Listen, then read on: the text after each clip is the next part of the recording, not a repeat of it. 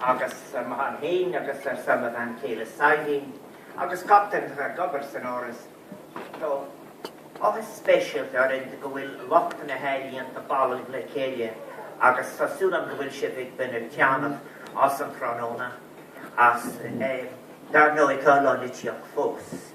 Sabina and I are so delighted to welcome you all here, delighted to be joined by our nearest neighbour, the Ambassador of the United States and his family, but all.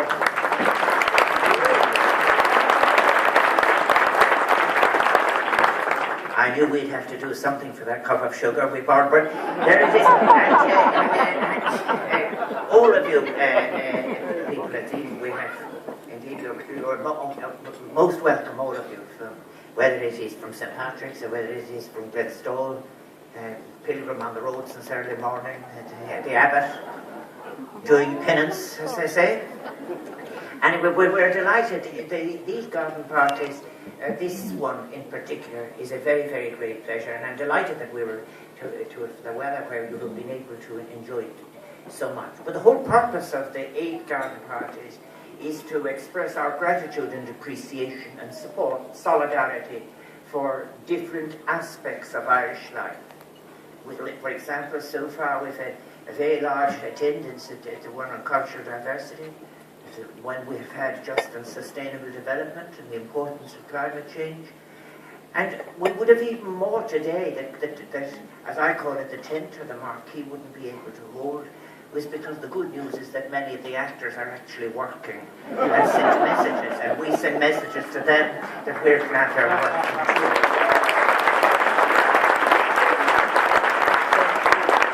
As I had the opportunity of meeting many of you, Sabina has had an opportunity of meeting others, and we still have time.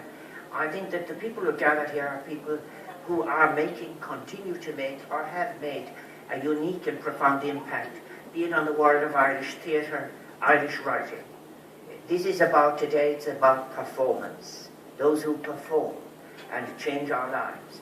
And it is very useful to, it's very pleasant, it's a great pleasure to see so many familiar faces, so many to whom, if you like, Irish life in all its beautiful contradictions owes so much. And to be able to personally thank you, whether you're actors or playwrights or producers or directors, designers, other gifted theatre artists, those who make music and so, and all of the different things that go into an Corralacha, as we would say.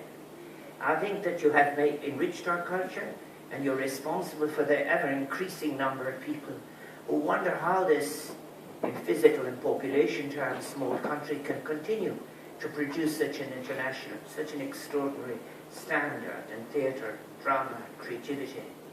And I think it's very important that all of those who benefit from this never take it for granted.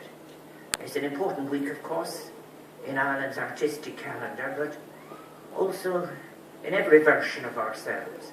On Thursday, we will as a nation celebrate Bloomsday, honouring not only that great work of 20th century literature, James Joyce's Ulysses, but also the creativity and courage that the work reflects, the exile that was involved in its making, for after all, Devlin had, in Joyce's terms, to be remembered in every sense.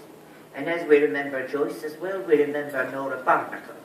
And remember Nora Barnacle, we place her there at the head of all the Noras in Irish theatre.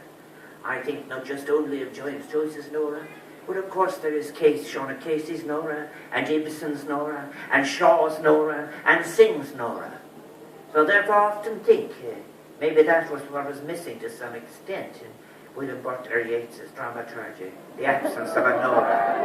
And anyway, as we honour James Joyce, it is, I think we should remember too that for us in 2016 it's important to always remember the authoritarian sources of the slamming of the door on the work on many authors of the past, but also to take courage and remember and give honour to those who broke open those doors and offered, through drawing on an irrepressible human confrontation, blew them open not just for us but for all of the world. So today's a celebration of Crochiocht, from the Kilura Crochiocht. In Irish it is a final word in a way because creativity in English hasn't as fine a sense, I think, of crop, shape, or the body. I think that it is a reminder of the many great creative talents that we have been gifted to lift us past all of the different events of our history, but also to remember the actors who contributed so much in the past to the cultural dimension of Irish society.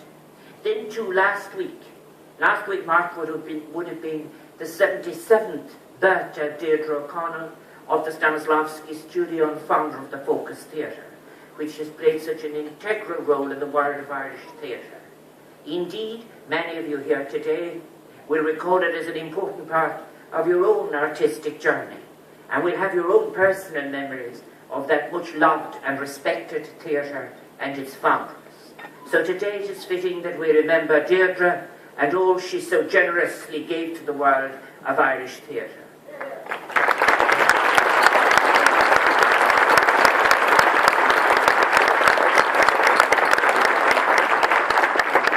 Now, as also not only because of a tedious term like Anglo-Irish relations and so forth, we're also celebrating William Shakespeare. It's the 400th anniversary of the death of William Shakespeare, whose impact on the world of literature and drama and life was profound. I often think of Derek Walcott's remark, this Shakespeare, who after all would have a certain relationship through Caliban with the Caribbean, but whose tongue I cannot resist. His work has inspired generations of actors and directors, and they in turn have inspired generations of audiences by bringing new and imaginative perspectives and interpretations to plays which have been read and performed around the world for centuries. So many of you here today will have imbued your Shakespearean roles with your own distinctive talent, interpretation and skill, and I'm delighted that you're all able to join us here today as we include this important anniversary in our Bloomsday garden party celebrations. And this morning I decided to write in something for myself as to memory. And it was this very much, I'm delighted that what I regarded in the great period of distinguished theatre criticism, Colm Cronin was a colleague of mine, is here. Welcome, Colm, you honour us here. When the standard was high, but I was think that it was back around that time when we were in UCG together, and we both were former editors of Criterion. I'm working in England in the summertime. I went up to London from Sussex to see The Royal Hunt of the Sun, produced in 1964. That wonderful, wonderful play of Peter Schaeffer's, who died just a very few days ago, and who came in his 90th birthday home to Ireland to pass on. The Royal Hunt of the Sun, preceded as it was at the end of the 1950s by Five-Finger Exercise, but of course followed by Equus and Amadeus and Black Comedy. But looking back, I keep thinking of 1964 and that marvellous line when in fact actually the sun god is Atahualpa is faced and he asks this question. Isn't it strange they eat their god in a biscuit? And that great degradation of the indigenous people of South America, which Peter Schaeffer addressed, and that degradation which continues today by foreign money in so many parts of South America, we will always remember Peter Schaeffer. And then 2016, as we do all these garden parties this year, it is a year of commemoration. 2016, the centenary 1916, the signatories, not only the signatories, many of them significant poets, but the whole decade, 2 decades that precedes 1916, is one in which a great imagination is created that, for example, makes the statement that the Irish language is important, that the Celtic people are capable of imagination, that myth belongs to Ireland and is shared with other countries and languages, and therefore it comes into, if you like, the decade of Yeats and Ledwidge and Kettle and Pearse and MacDonagh and Plunkett and so many more. And those lines are important to us because the acts of 1916 are important, but so also are words like such as Pierce Farnock, the Honoctu, or if you like, the ones of those poems of Joseph Mary Plunkett, or Ledwidge, the most incredible, wonderful bon on buit that we'll see here later. But I think in all of it, what is important the poetic instinct drove an imagination which carried with it the impulse to freedom and, if you like, the possibility of independence. That inspiration and drew on many sources, European sources, and also it was located in different places. Freedom defined in women's rights, the right to vote, the right to land, the right to be free from poverty, the right to have self-respect. So this time of commemoration has been a very timely reminder of the critical role that poets and writers and performers and actors and all of those who left the stage to take part in the lockout and all of the others were very important. Let us therefore never forget we owe so much to the world of arts, and it is important that we need to support artists, enable them the freedom to produce the works that are important for the structured analysis of society. And they are the best guarantee of the imaginative possibilities of the people for the future. So today is Lá Ceiliúradh, a day of celebration, a reminder of what we as a society owe to our actors, our writers, and often the toughest people, our dancers who've had a heart, our musicians, and all those who work in the cultural space, which really, after all, is the best guarantor of our democracy. So may I repeat, we must release ourselves from a myth that every now and again surfaces, that aren't they great to be doing it, and that poverty and creativity go hand in hand. A dangerous and old myth, best long discarded. We must acknowledge our reciprocal obligation to and make our solidarity with our artists, not just for now, but for the future. Agus tá áhas go raibh an eirit a go bhfuil ná a bheith in our job for you. Agus is línam mó weakas, má go gordchas I ananif, agus si bh málas or dalan a raint go fíl, le saránig na tírisha, agus an méid a rinne shiver son chlún a héring go híle náisiúach.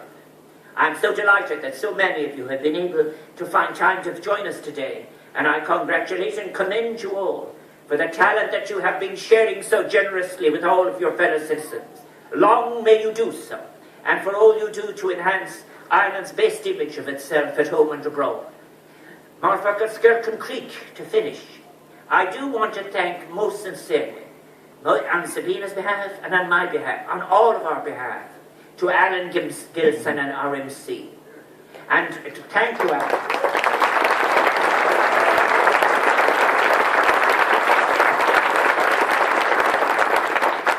I want to thank all of the talented performers.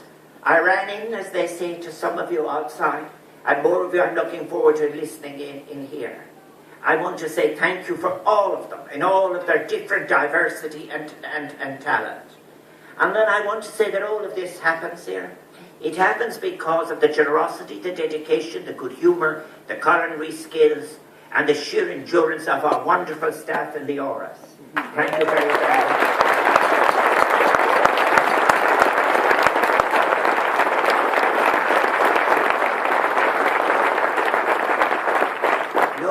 Collapsed yet, but I want to thank the Civil Defence, not only in anticipation of such an unfortunate event, but because they are always here with us all through the summer. Our friends in John of God's syndrome really so great, give us all, help us every single occasion. The Defence Forces and our Gashka volunteers who are telling people where the different events are happening. You are so welcome to everything in the house, to everything in the garden, to our company, and so on. So Sabina and I hope that you'll have a wonderful afternoon. When Shanna Oscar Milamagis or Tia, Agus Bay and our Goluda Pranona, Agus is in the Conrade, go will and Coluda Colon, Sen Agus is in the Conrade Fos, go will along in our feet the Dubbe, go will she the govern. Thank you all so very, very much for enhancing our summer and long may you.